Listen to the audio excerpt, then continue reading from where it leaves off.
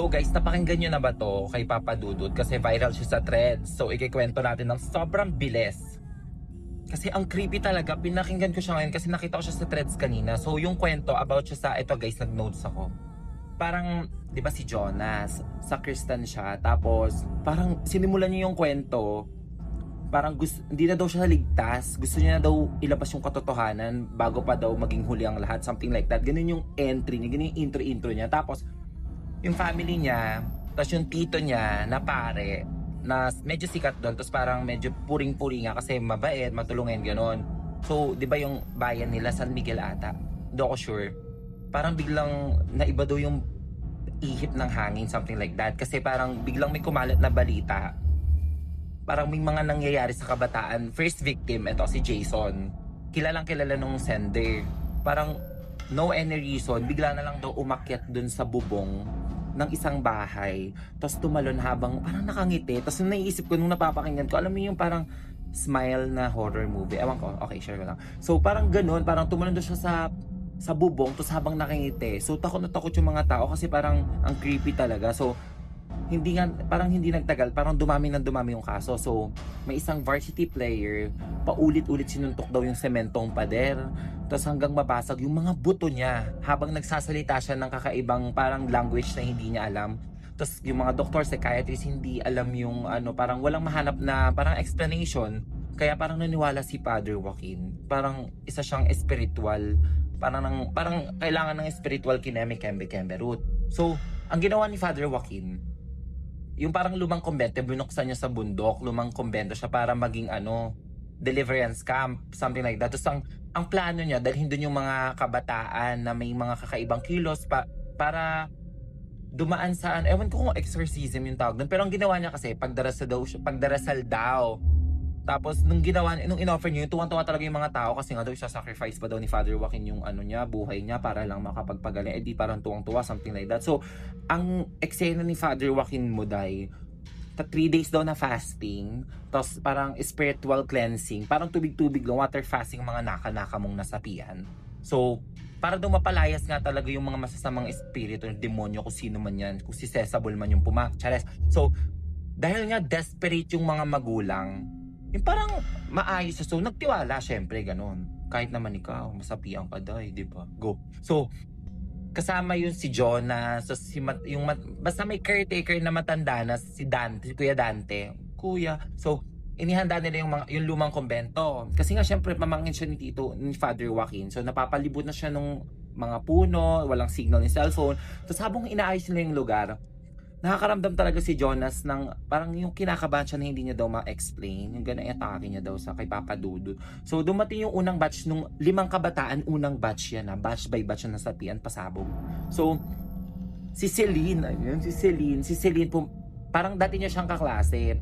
Pero hindi niya na makilala kasi sobrang payat, maputla, tapos parang wala nang buhay yung itsura niya. Tapos nung magsimula yung deliverance, pinatay yung lahat ng ilaw. Tapos yung 7 kandila daw, tapos 7 kandila daw nagbibigay yung ng liwanag, parang gano'n, walang kahit anong buka. So nagsimula yung parang Latin prayers or Sinumbra Grabares ni Father Joaquin. Tapos lumalalim, parang di ba dadasal na, sabi niya. Tapos lumabig daw yung buong room, yung parang kumbento.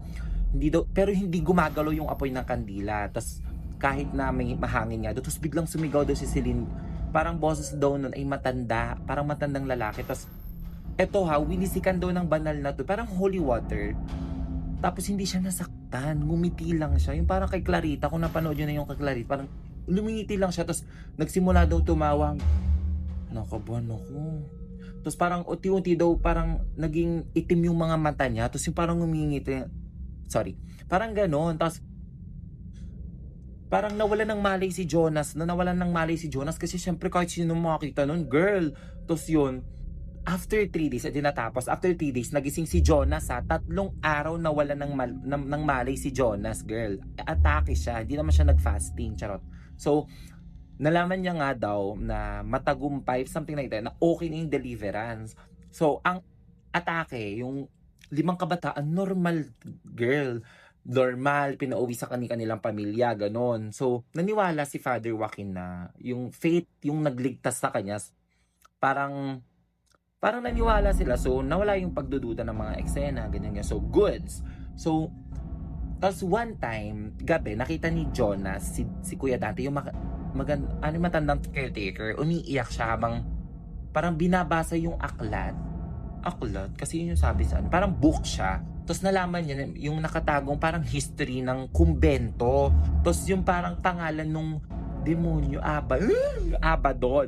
Abaddon. So parang piniwanag ni Kuya Dante nga, yung merong parang kind of demon na hindi tinatablan talaga ng banal na tubig o dasal. Parang lalo siyang lumalakas sa pamamagitan nung parang yung point niya,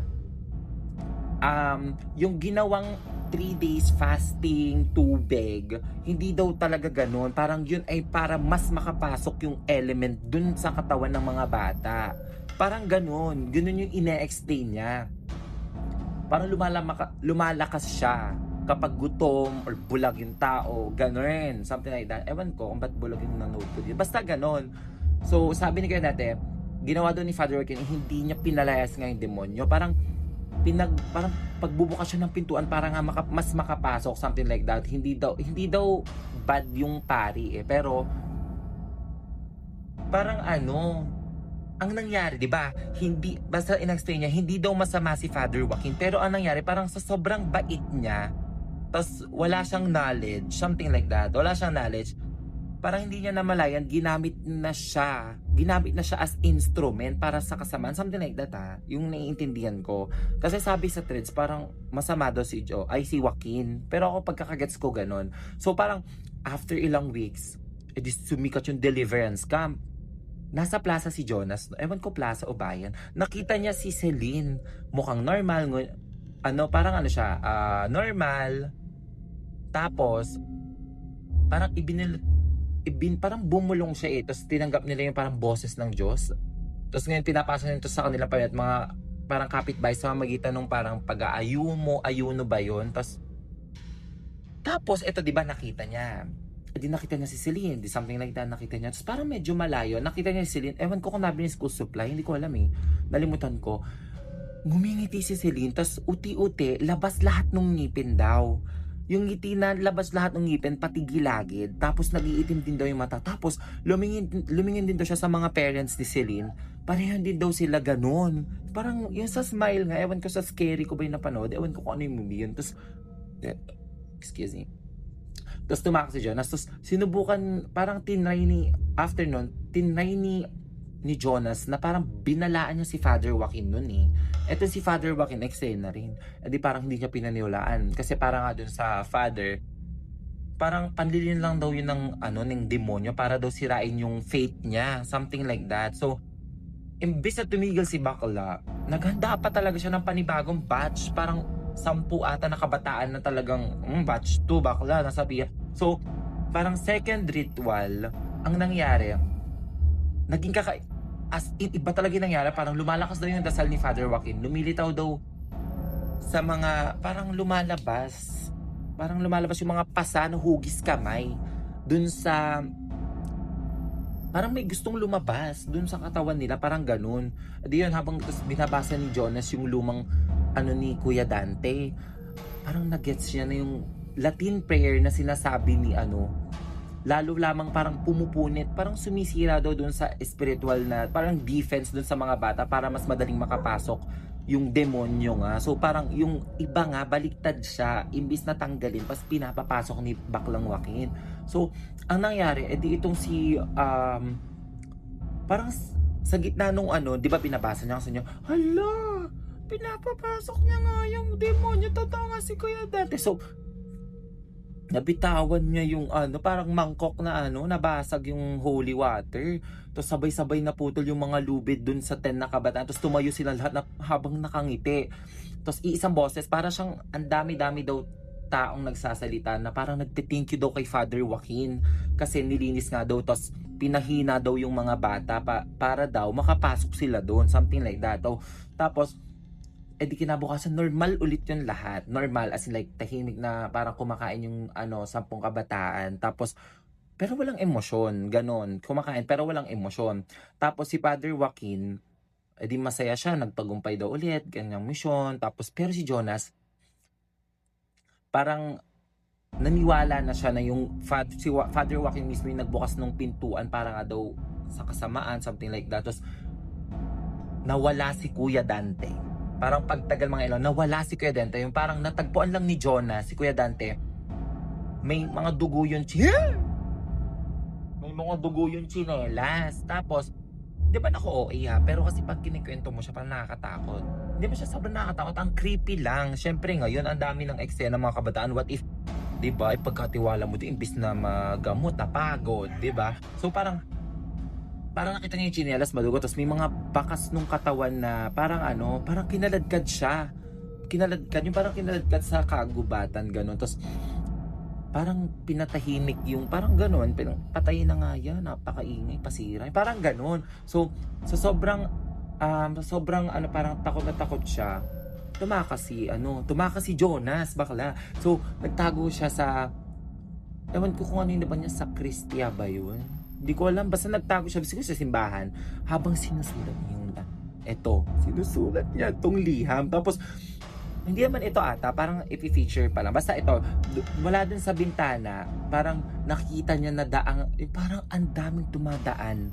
Ang daming bumipila, as in like 100 of people dun sa healing rally ni Father Joaquin. Alam niyo yung The Healing, parang gano'n yung nakapila dun. Tapos habang yung mga unang gumaling na kabataan, yung mga unang gumaling, tahimik na parang pinapasa yung kakaibang boses sa iba. Parang yung mga unang kabataan na gumaling nandun parang pinapasa nila yung boses dun sa mga nakapila para habang nagdarasal, parang nakapatong daw yung kamay, parang ganun. So parang ganito, yung parang inend niya, humingi daw siya ng tulong sa mga media.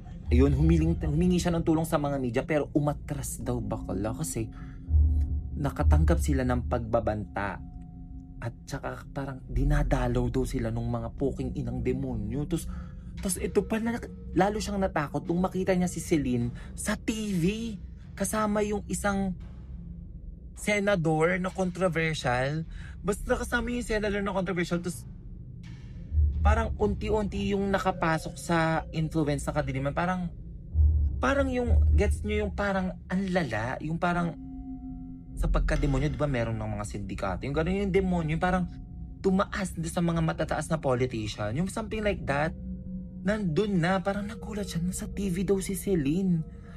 Samantalang, di ba, iba na nga, ibang tao na nga yung Celine. Parang, basta nung huli, nung last si Jonah, sinabi niya parang huwag na daw pumunta ng kahit sino sa kanilang baryo para magpagamot o magpagawa ng himala. Kasi ayon nga sa kanya, yung mga miracle na nakikita ng mga tao, isa lang daw parang bitag nga, parang trap na paghahanda sa pagdating ng parang kasamaan, something like that. Tapos sinasabing yung apocalypse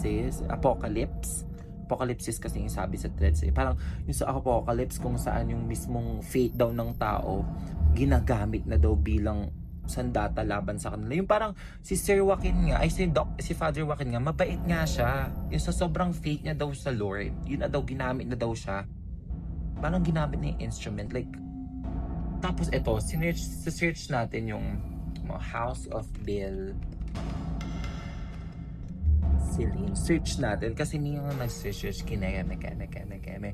Tapos lumabas doon, parang meron dito, may mga lumabas dito, may mga sinearch ako, yung House Bill, House Bill ba yun? Parang yun na nga yun parang sino yung House Bill, the House of Bill, sino yung controversial na senador, ewan ko kasi kung senador parang ganun, kaya parang